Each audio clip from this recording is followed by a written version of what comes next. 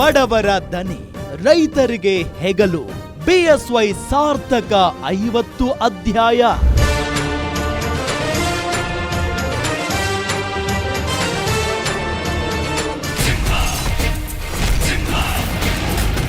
ದಕ್ಷಿಣದಲ್ಲಿ ಕಮಲ ಅರಳಿಸಿದ ಛಲದಂಕ ಮಲ್ಲ, ಕರಾವಳಿಯ ಕಾಮಧೇನು.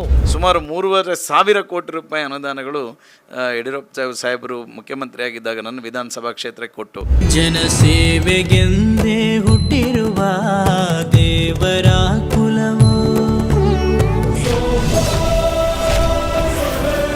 ಕಿರಿಯರಿಗೆ ಪ್ರೇರಣೆ, ನೆರೆ ನಿರ್ವಹಣೆ, ಟೊಂಕ ಕಟ್ಟಿ ನಿಂತಿದ್ದೇ ಬಿಎಸ್ವೈ.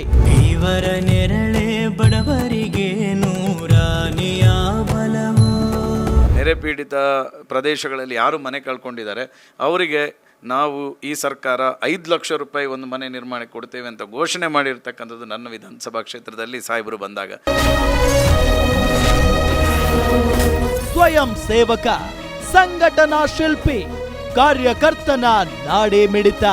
ಜನರೇ ಮೆಚ್ಚಿದ ಬಂಗಾರದ ಮನುಷ್ಯ.